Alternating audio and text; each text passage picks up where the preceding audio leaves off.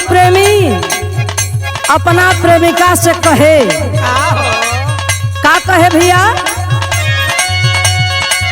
पहले से गैलू चिकन आए सावर गरिया सूरतिया सुघर लागे।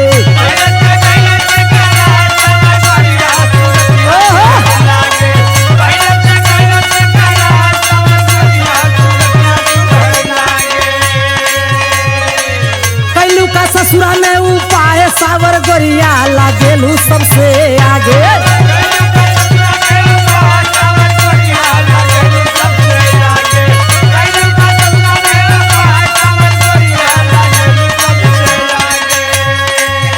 मारे मुस्की वाला में दुख भागेला, मारे मुस्की वाला में दुख भागेला।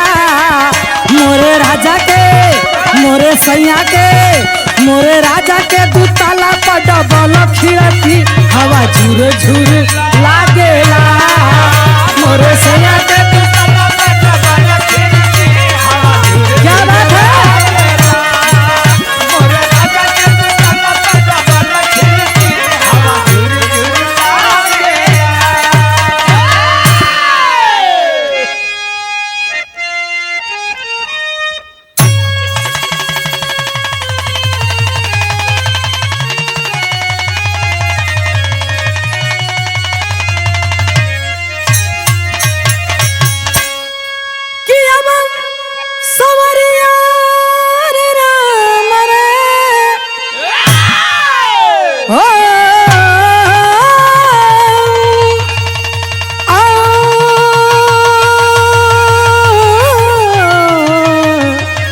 अरे मोरे रामा हो राम।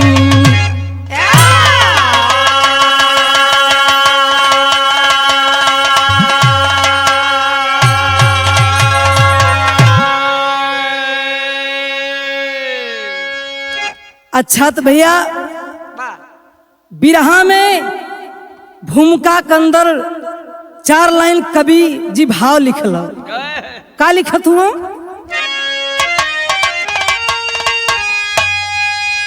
कभी कोख में कभी धोखी में कभी गोद में मारी जाती है बेटी। कहीं नैहर कहीं ससुराल कहाँ अपना घर कह पाती है बेटी। लेकर के आंसू सदा आँखों में हर रिश्ते को निभाती है बेटी। दे कर के खुशियाँ हमें आपको हर गम को सदा सह जाती है बेटी।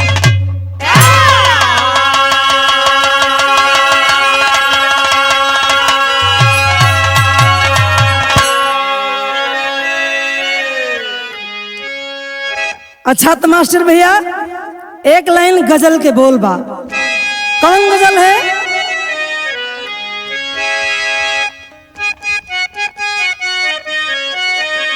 ओहो लिखने वाले क्या लिखा है? कुदरत ने सनम तुझको कुदरत ने सनम तुझको क्या सो की अदा दी है। कुदरत ने सनम तुझको क्या सो की अदा दी है। जियो मालिक।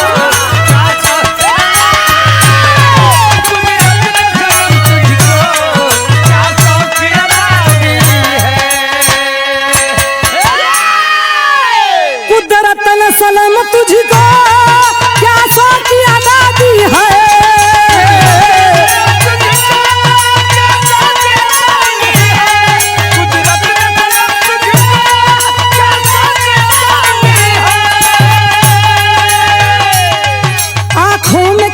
जादू आँखों में किए जादू जुल्फों में आदि है। आँखों में किए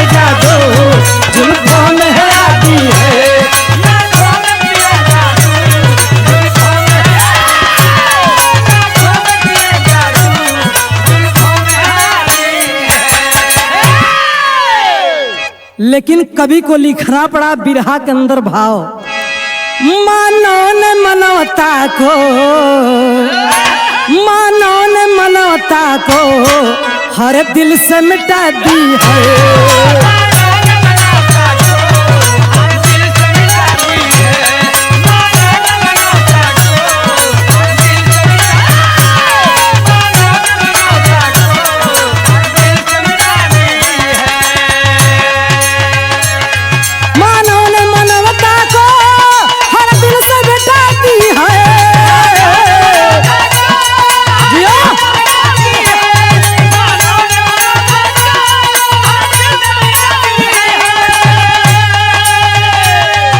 कवि को लिखना पड़ा रिश्ते के डोले को,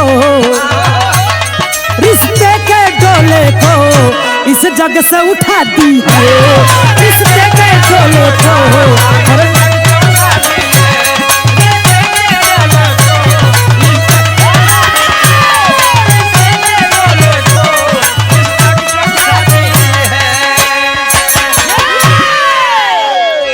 अच्छा तो बाबूजी नज़म के अंदर कहना है, भाव लगल मास्टर, कहानी कहाँ के है कैसन है, कवि जी लिखत हुआ कैसे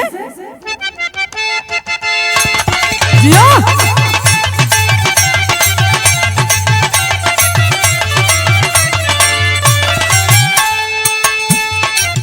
दहेज पाप है हम सबको समझाते हैं, दहेज पाप है हम सबको समझाते हैं, अपनी बारी आने पर भूल जाते हैं।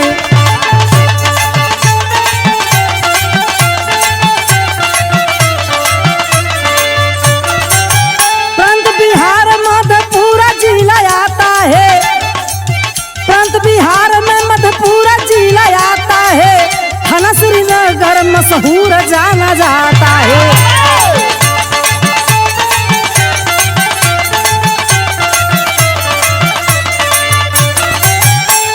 दहेज कांड सबको झकझोर दिया, राधा दहेज कांड सबको झकझोर दिया, थे गरीब मोहन कमर धक के तोड़ दिया।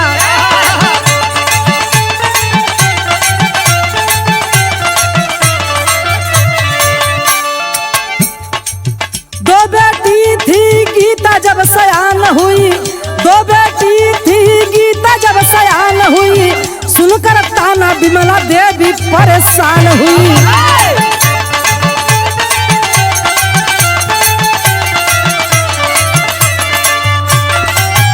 पति पत्नी मिलकर दोनों जब विचार किए, पति पत्नी मिलकर दोनों जब विचार किए, शादी करने के लिए सलाह रिश्तेदार दिए।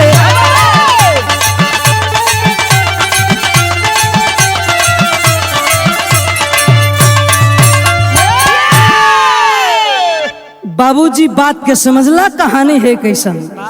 प्रांत बिहार जिला मधेपुरा थाना श्रीनगर ग्राम जगदीशपुर के अंतर्गत से कहानी मिलल। ओइजा कर रहे वाला बाबू बहुत गरीब, निहायत गरीब मोहन पासवान रहला। पत्नी के नाम बतावल गईल विमला। विमला के गोद में भगवान दूगो बिटिया दिले रहला, जौना बिटिया के नाम रहे, बड़की बिटिया का नाम गीता और छोटकी बिटिया का नाम राधा। ए बाबू मेहनत मजदूरी क के केहू तरह गीता का तो बियाह मोहन पासवान क देला। बचल बे राधा, इधर चौका बर्तन क के केहू तरह विमला अपने जिंदगी के गुजर बसर करत रहली।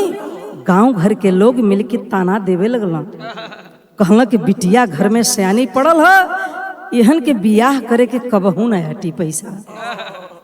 बाबूजी हेतनी बतिया जौना समय विमला सुनली, ओ समय अपने पति से कहली कि बिटिया का शादी कैल बहुत जरूरी है। मोहन पासवान के रिश्तेदार घर बर खोजे बदे चल दिला। अगर घर बर खोजत गईला कहाँ, जिला सुपोज, थाना जदिया, गांव का नाम बतावल गिल इमिलिया। वही इमिलिया गांव में मुन्नी लाल पासवान रहना। मुन्नी लाल के घरे गईला। मुन्नी लाल के एक ही बेटा रहल, जौना बेटवा के नाम बतावल जाले बाबू गोलू। भइल का हमरे बिरहा में एगो गीत मिलल। गीत बड़ी मिजाजी है मास्टर साहब। ओहो क्या बात है, क्या बात है।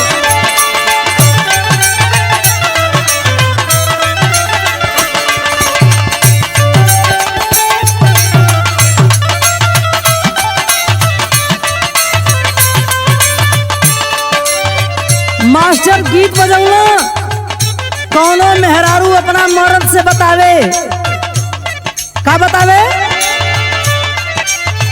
दहके जवानी हमर, दहके जवानी हमर, तोहारे करानवा हो रहनवा दे राजा जी आई, चोली के खजानवा हो रहनवा दे राजा जी।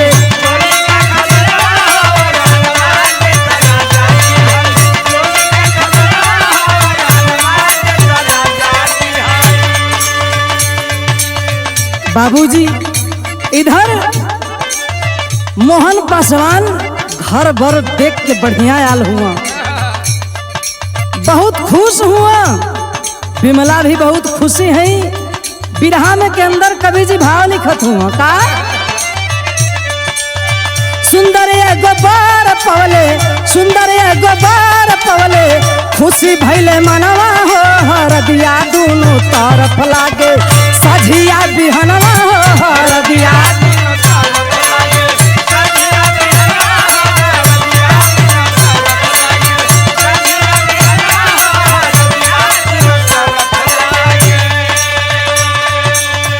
शादी का दिन तय हो गल, इधरो मारो गड़गल उधरो मारो गड़गल। बारात कौना दिन जात है सब तय तमाम हो गल। ए बाबू अंतरा के अंदर कहना है, हिता मिता संगी साथी घरे आई गईले,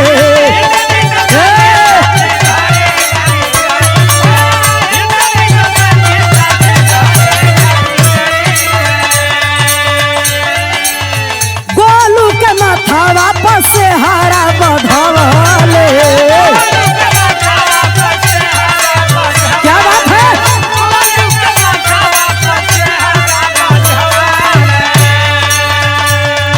तब का भइल सज के बारात पहुँचल, सज के बारात पहुँचल, राधा के भवनवा हो हरदिया दोनों तरफ लागे, सझिया बिहनवा हो हरदिया दोनों तरफ लागे।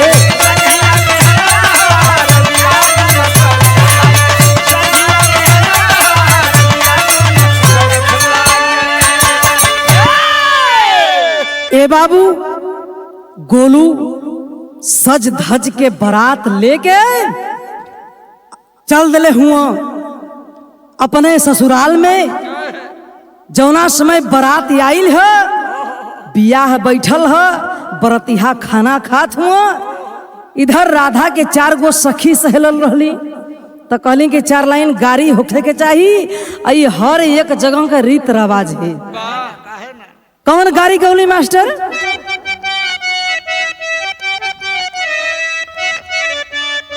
आय हाय हाय, इहे गाड़ी गावत है कि मोरे पिछावरा वालो हर भैया नी तलो है कऊ मर झू मरिया। क्या बात है?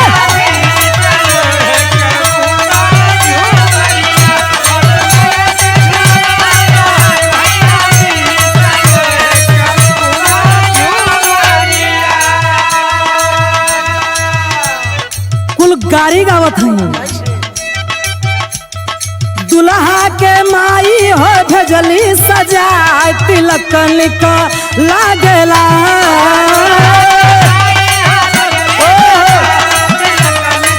लागेला।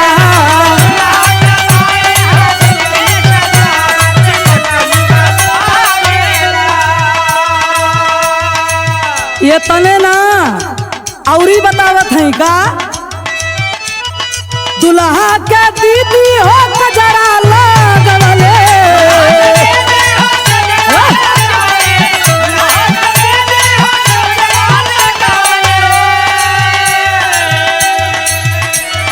दुल्हा के फुआ हो ड्रेस पहिनवले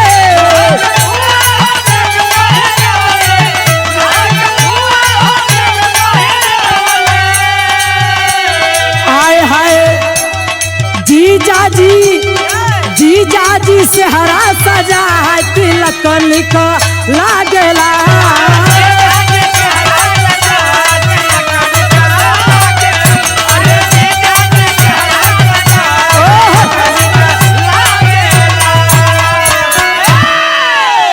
ए बाबू खात पियत बियाह होखत बियाह बिहान हो गल।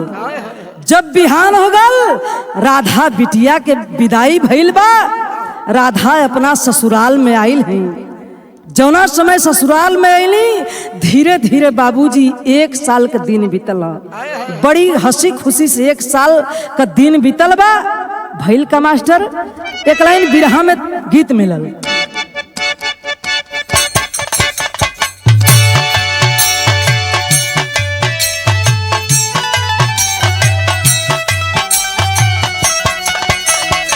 ये गीत हो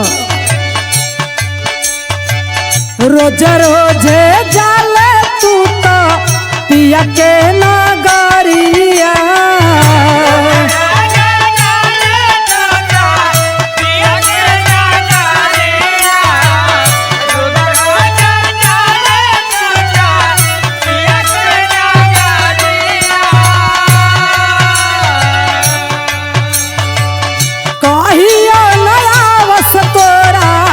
संग मोर सवारिया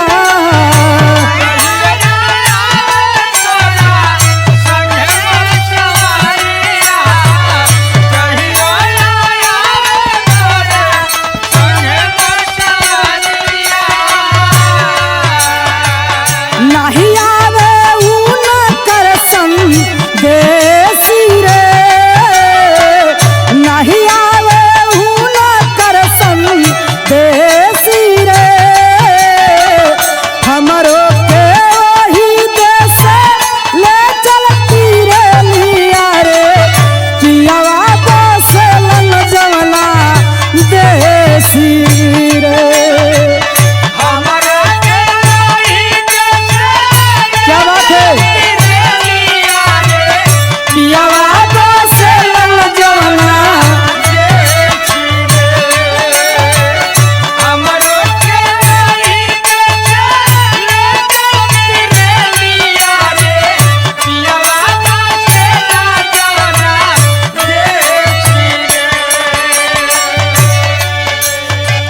बिरहा सुने वाले भैया बाबू लोग गोलू राधा के लेके अपने पत्नी के लेके एक ही बेड पर दोनों प्राणी सुतल हुआ।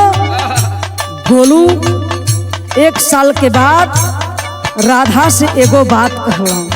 का कहत हुआ बिरहा में भाव में लगा।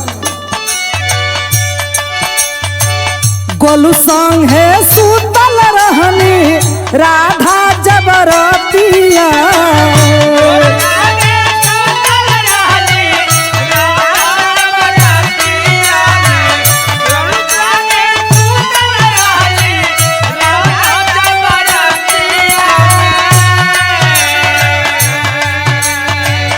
गाड़ी गो बुलट चाही कहले जब बतिया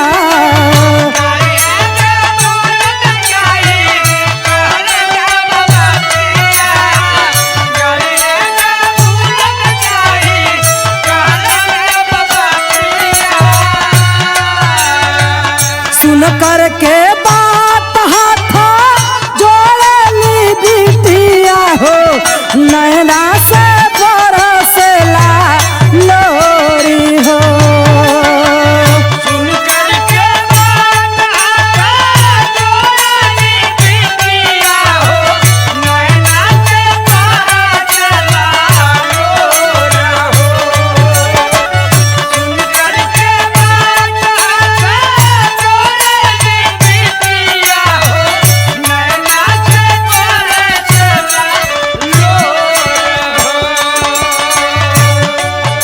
बाबूजी जौना समय गोलू राधा से ही बतिया कहत हुआ, आंखों में आंसू लेके हथवा के जोड़ के राधा कहली, अरे सैया ई कौन बात कहत हुआ? ई तो बतिया पहले बतावे के चाहत रहल, जानत हुआ सारी बात, अंतरा के अंदर का बतावत है? हमें गरीबी में बतहा मरले बा मानी, माई बाबू हउए मरला चारी हो। क्या बात है?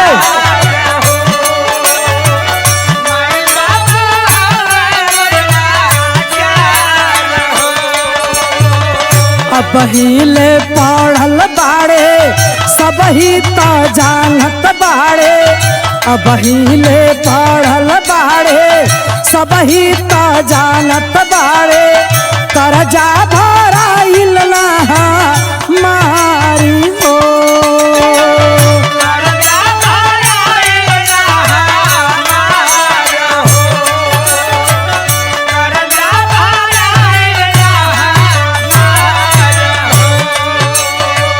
जिद के अड़ल बाटे माने ना बतिया हो, नैना से बरसला लोरी हो।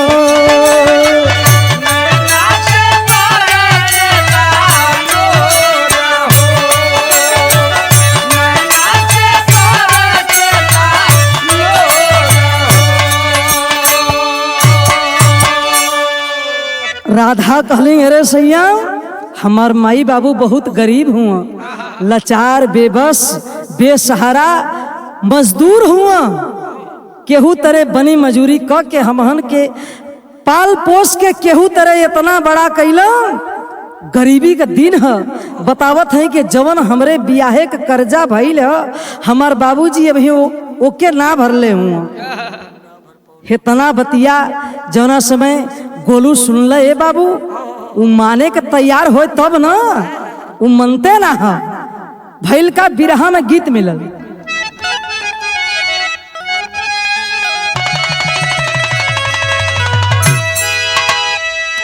अरे कही दा भौजी भैया रे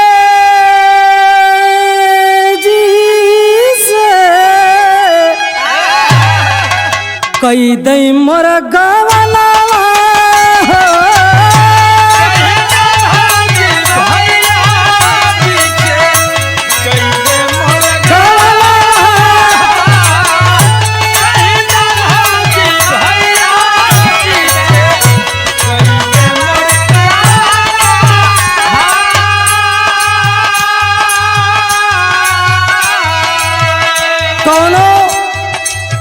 ननद अपने भौजाई से कहत रहे, अरे कहिदा भौजी भैया रे जी से अब कई दई मरे गवना। कहे कुछो ना चाहिए, बतावत है ये कई गो चीजुआ चाहिए, ये कई गो चीजुआ चाहे, चौकी और बेलना हो,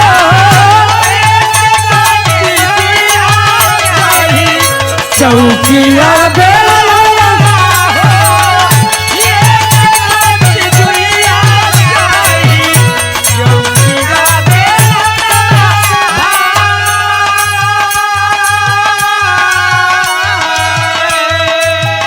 ए भैया ये तो गीत रहा, लेकिन वो माने तब ना, माने के तैयार ना है। राधा फोन करके अपने बाबूजी के बोलौली, कहली बाबूजी ऐसन ऐसन बात है। बाबूजी बिटिया के दुख सुन के अइला, बाबूजी आके समझावत हुआ, गांव के प्रधान के लेके बाबूजी समझौला गोलू के, लेकिन भैल का समझा के बाबूजी तो चल गई ना, लेकिन इधर का होता बिरहा में भाव मिलल।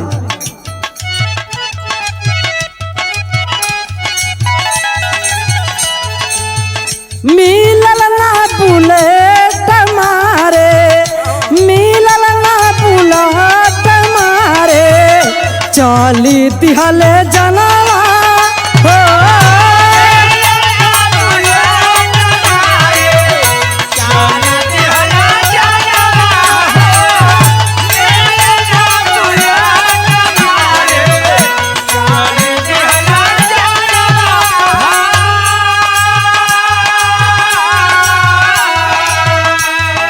बाबूजी समझा बुझा के अपना घरे चल गई ना। जौना समय 12 रात बजल बा, इधर गोलू कैला का कि मिलल ना बुलाता मारे और चली दी है लजन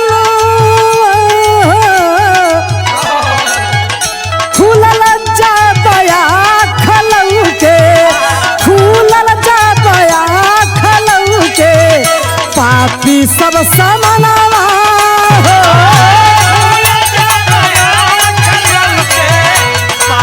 क्या बात है?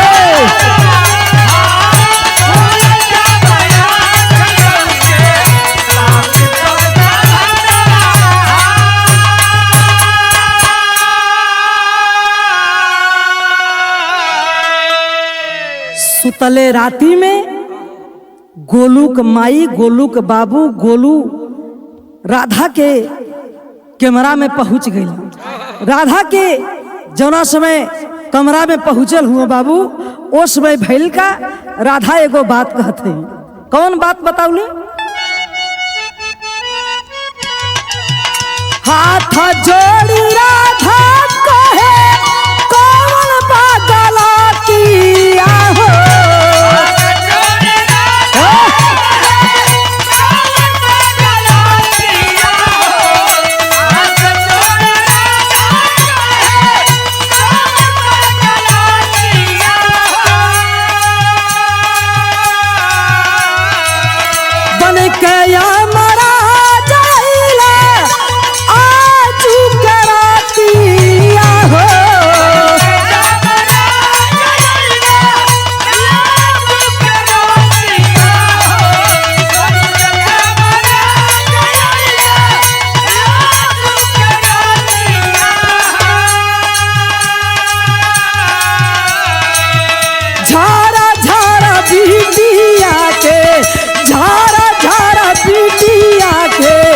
बरसेला नया नवा हो।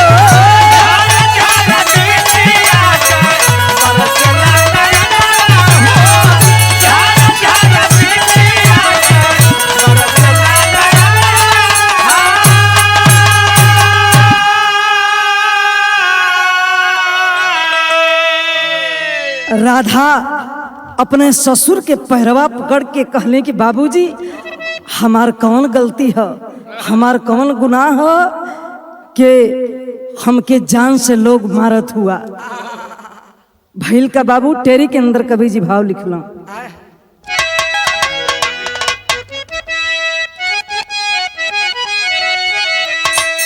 कि अरे मोरे राम ससुरवा कैसे जई है बिटिया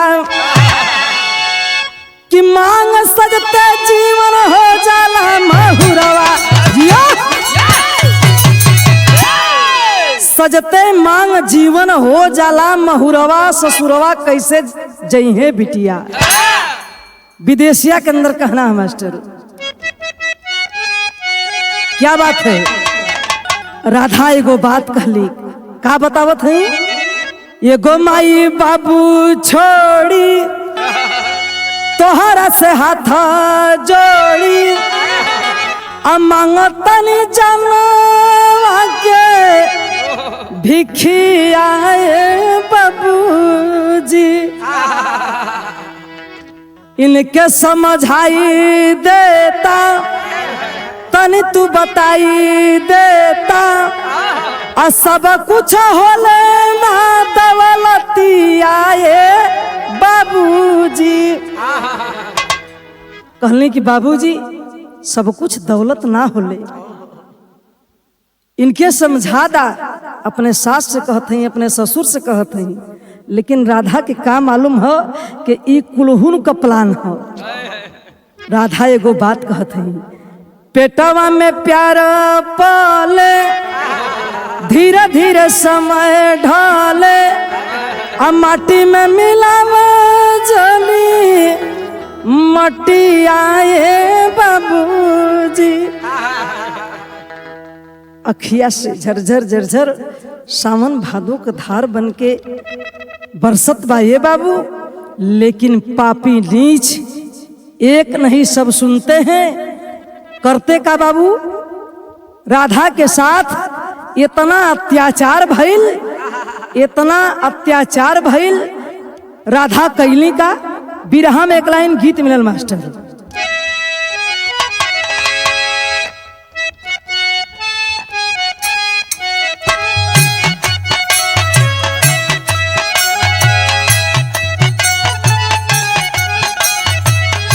ओहो एके माता बहन लोग गावेली कि झाझर मड़ुआ जन वही हाये बाबा हो, झाझर मड़ुआ जन वही हाये बाबा हो, लगी है सूरजवा का धाम हो।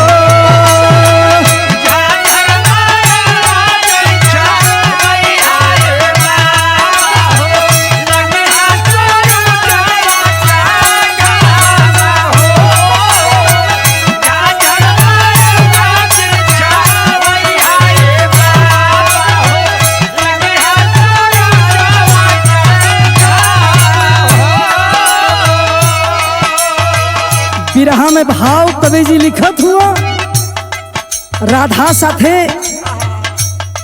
कपारे पर पाप नाचत हो दिनहुन के कैला कुल का। राधा के हाथ पावा बधले कसाईया हो, राधा के हाथ पावा बधले कसाईया हो, अबला हो गइल बाला चारी हो।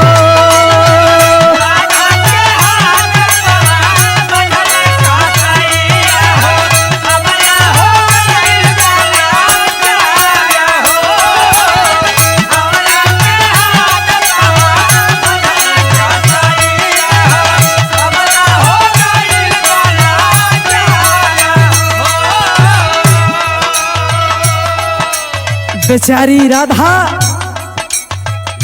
कोई एक बात सुने के तैयार ना बा ये बाबू। पापी नीच गद्दार सब कैलन का लेके गड़ा सा पापी कटले नटाइया।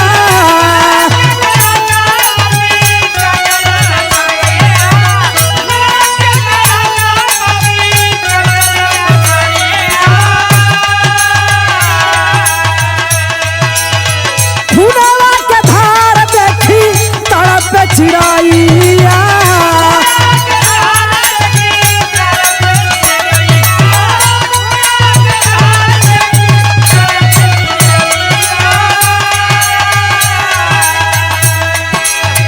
एक भरी सिर बाटे एक भरी बदनावा हो, एक भरी सिर बाटे एक भरी बदनावा हो, सुगना हो गइले फरारी हो।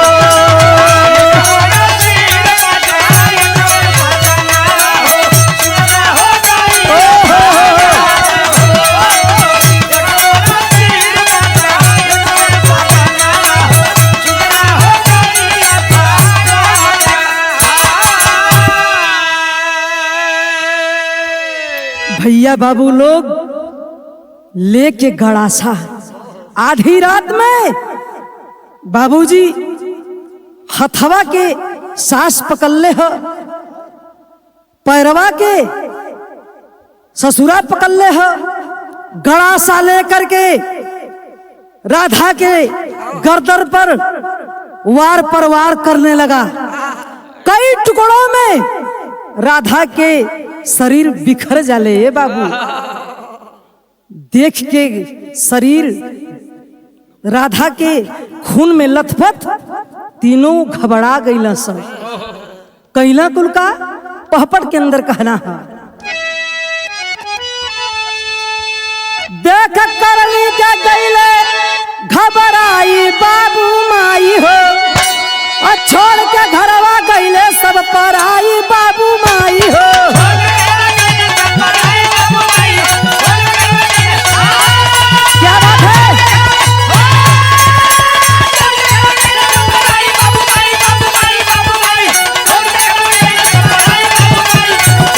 लाश के देख के तीनों प्राणी घबरा गईलन और घबरा के कैलन का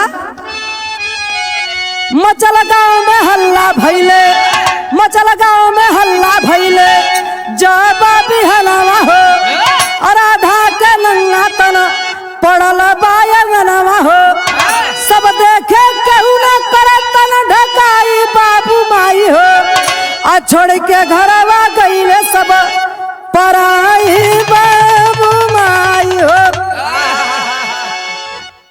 ए बाबूजी सुबह भइल है कोई घरे नहीं बा, पड़ोसवा के एगो औरत जाके देखलस राधा के लाश अंगना में बिछावल पड़ल बा, शरीर नंगा बा, कई टुकड़ा में राधा के शरीर कटल पटल बा। उस समय भइल का आल्हा के अंदर कहना है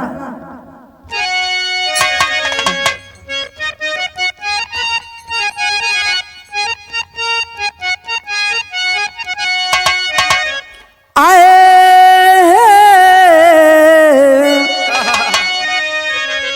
नारी के नरक बाटे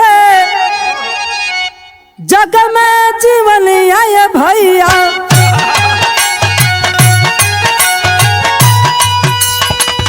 धरती बनारी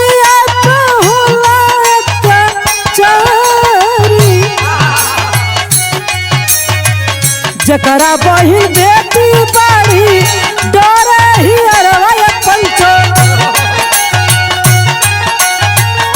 अबला सागरा होला बलात्कारी।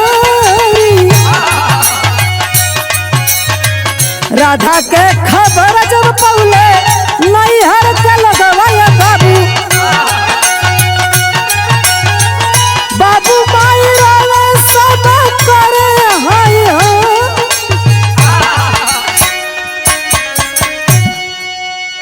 बात के समझला इधर गांव घर में हल्ला भइल, बाबू माई के खबर मिलल, बाबू माई आल हुआ, राधा के लसिया पर गिर के माई बाबू रोवत हुआ। पुलिस प्रशासन आइल है, जौना समय पुलिस प्रशासन आइल बाबू राधा के लाश के पोस्टमार्टम करा के उनके बाबूजी के लाश प्रशासन थबौलस। बाबूजी एगो बड़ी अमूल्य बात कहत हुआ खड़ी के अंदर कहा चार हो अब कैले करवाई दोषी भैले गिरफ्तार हो पति बेटा के साथ अरे बूढ़े। लेकिन अपन बारी जब आवले तो भूल जाला भला भैया हमके देखला जैसन मुंह वैसन थप्पड़। गुरु घराने के परिचय बा कहना है गुरु बिहारी गुरु गणेश गुरु रामलाल गुणकारी कथन करे कबीर रामा की भक्ति भावना जारी। ससुरवा कैसे जई है बिटिया अरे ससुरवा कैसे